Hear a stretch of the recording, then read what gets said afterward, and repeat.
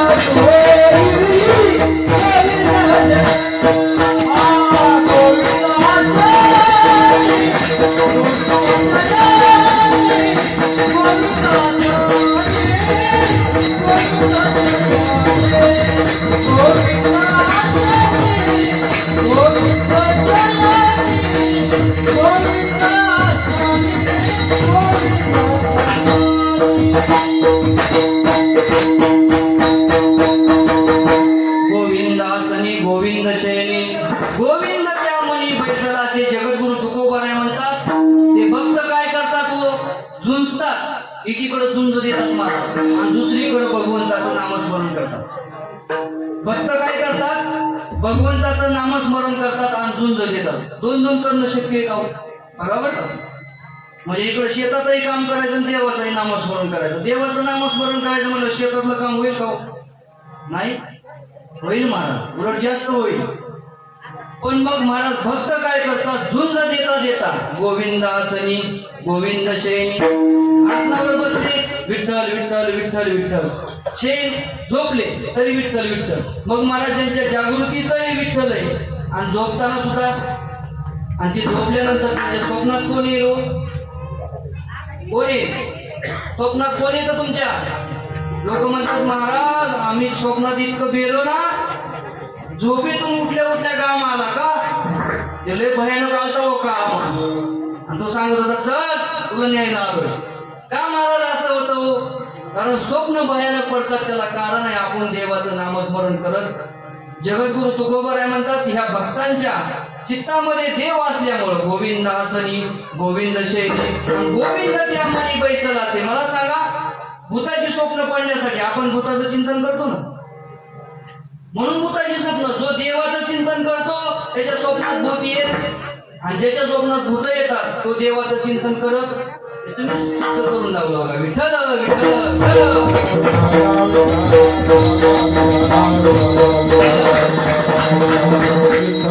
भगवंताचं नाम घेतल्यानंतर देव काय करतो तर गोविंद असणी गोविंद शेरी गोविंद त्या मणी बैसल असे. असा गोविंद मनामध्ये बसला आणि भक्त झुंजायला लागले. झुंजाला ते एक विष्णुदास की मग त्यांची स्थिती कशी होते? पाप पुण्य अंगी नातळे. त्यांच्या अंगाला पाप लागत नाही पुण्य लागत नाही. बघा बरं का सिद्ध भक्ताचं लक्षण आहे. त्यांच्याकडून पाप घडणं म्हणजे महाराज कुठतरी मुंगी मेली चालत असताना पापच झालं ना, मुंगी मरणं. तुम्हाला मगाशी म्हणलं होतं पुढे येऊन बसा पुढे येऊन बसा. या पुढे या इकडं सर का आतमध्ये येऊन बसा.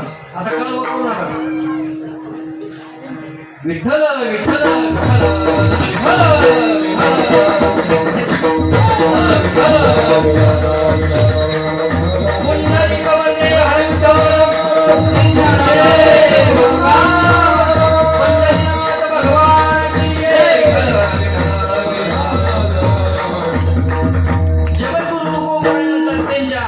गोविंद आसनी गोविंद शैनी आणि गोविंद त्या मुनी बैसल्यामुळं काय होतं तर पाप पुण्य अंगी नातळे. त्या मनुष्याला जन्म घ्यावा लागतो पाप पुण्य झाल्यामुळे. बघा बरं काय जास्त पुण्य झालं स्वर्गाची प्राप्ती, जास्त पाप झालं नरकाची प्राप्ती आणि मध्यम झालं तर मग महाराज पुण्यही आणि पापही जेव्हा समान होतं ना तेव्हा मनुष्य देह भेटतो. पावला हा देह कागटारीने आहे नगरे उपाय घडू आले असं व्हावं लागतं तेव्हा महाराज मनुष्य देह भेटतो. आणि आपल्याकडून दोन्ही समान होतं का? भगवंत म्हणतात किम कर्म किम कर्मेती कवयो पेत्र मोहित.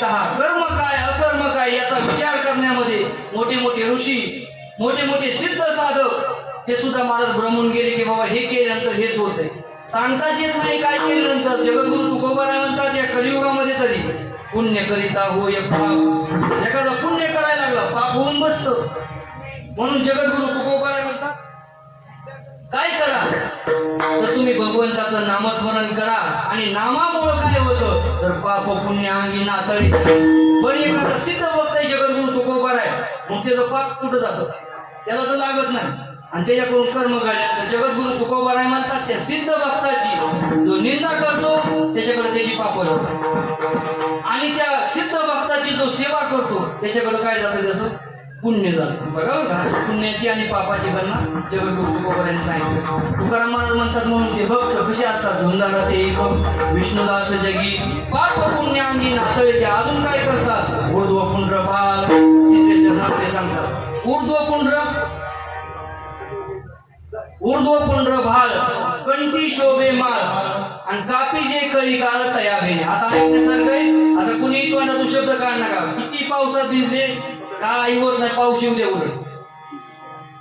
जगद्गुरु तुकोबाराय म्हणतात ऊर्ध्व पुंड्र भाल. वैष्णव काय करतात उभा आणि पोकळ गंध लावतात. बघा बरं का ज्यांच्या गळ्यात माळ आहेत ना त्यांनी आजपासून लक्षात ठेवायचं. ऊर्ध्व म्हणजे उभा आणि पुंड्र म्हणजे पोकळ.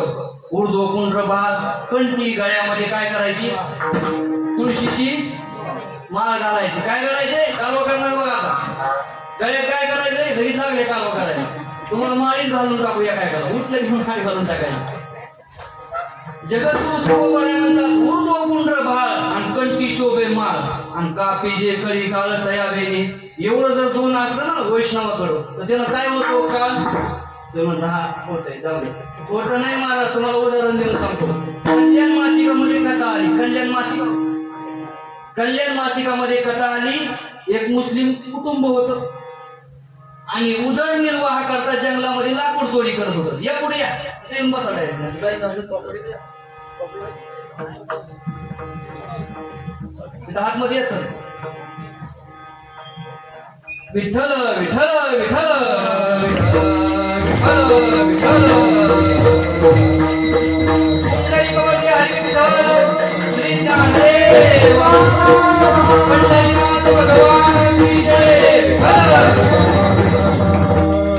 जगद्गुरु तुकोबाराय म्हणतात गुरुकुंड बाळ उभा गंध लावणं, हुक्का लावणं आणि गळ्यामध्ये माळ घालणं यानं काय होतं. जगद्गुरु तुकोबाराय म्हणतात कापी जे कळी काळ तया बेली. हा काळ महाराज न्यायला जरी आलेला असताना हे चिन्ह पाहिजे थर थर थर थर कापतो, हात लावायची ताकद होत नाही, गुणकान खोटे. आणि मग ते मुस्लिम कुटुंब आणि उदरनिर्वाह करता लाकूड तोडायचं. उदरनिर्वाह करता लाकूड तोडायचं. लाकूड कळतं का? जंगलामध्ये लाकडं तोडायची, मुळी बांधायची आणि विकायला न्यायची. मग त्या मुळीचं काय जे पैसे येतात त्या पैशामधून काय करायचं, आपल्या कुटुंबाचं उदरनिर्वाह करायचा. आणि मग महाराज उदरनिर्वाह करायचा म्हणजे खाण्यापिण्याची सोय. पण मग महाराज ते दररोज असा नमाज पाळायचा. त्यांच्या ह्याच्यामध्ये नमाज पाळणं. विठ्ठल विठ्ठल सगळे उठले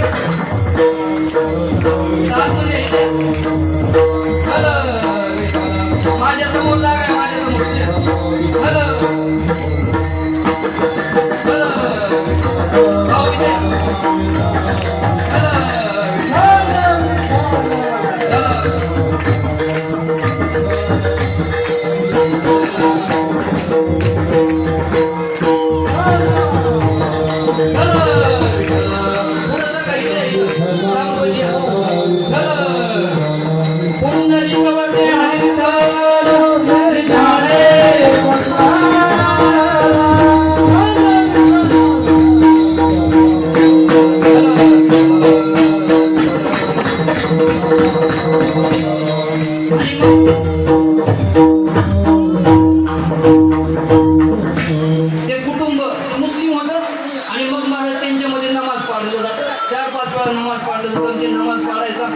आणि पोटासाठी महाराज काम करायचा. काय काम करायचा?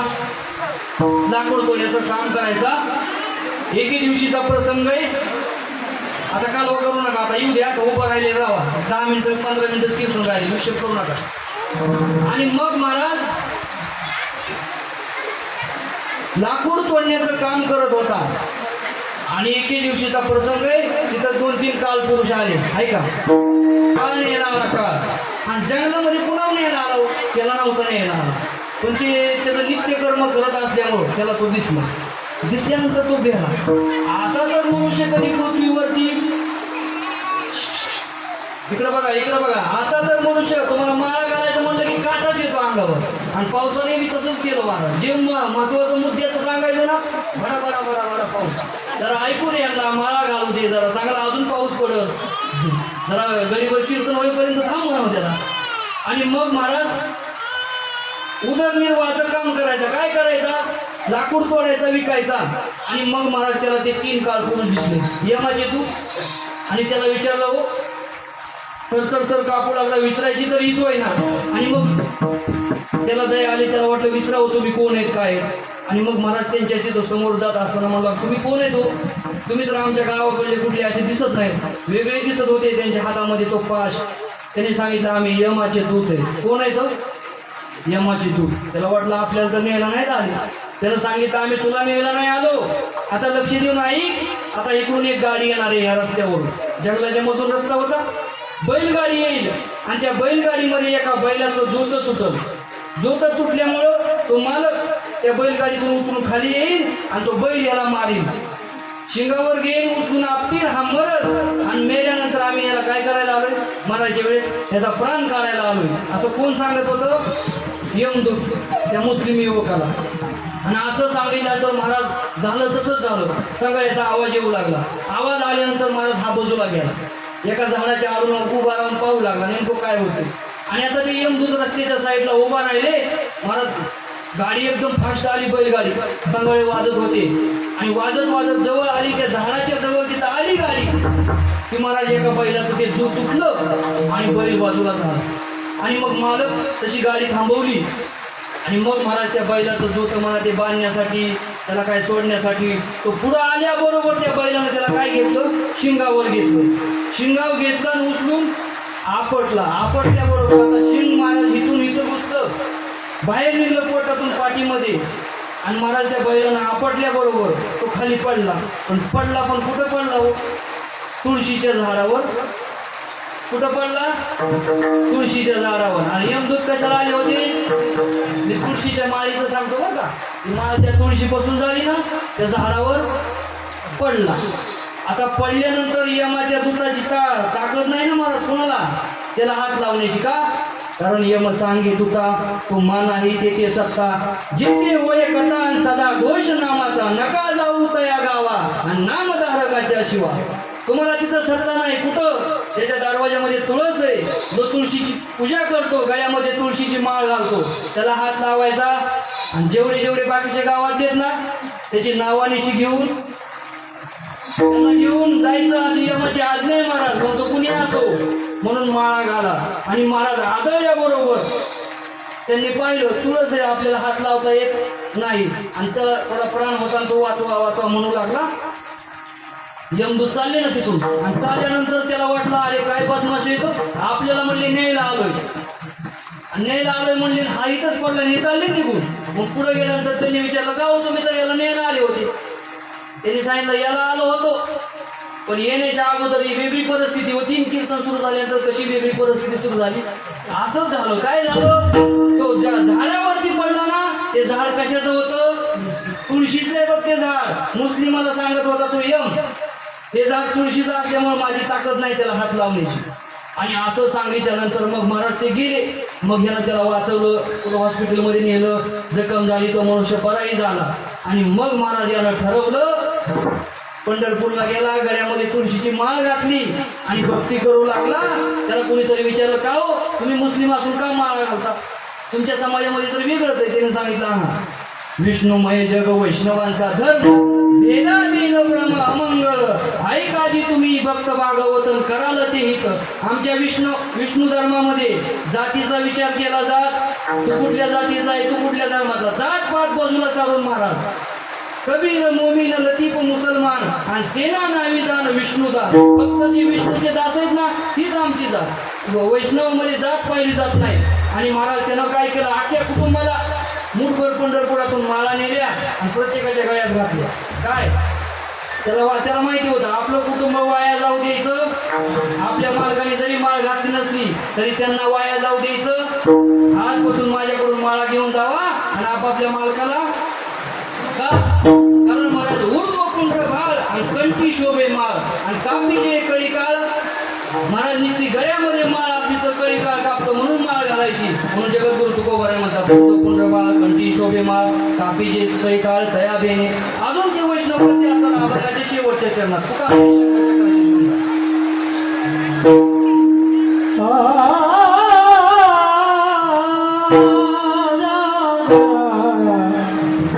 Ah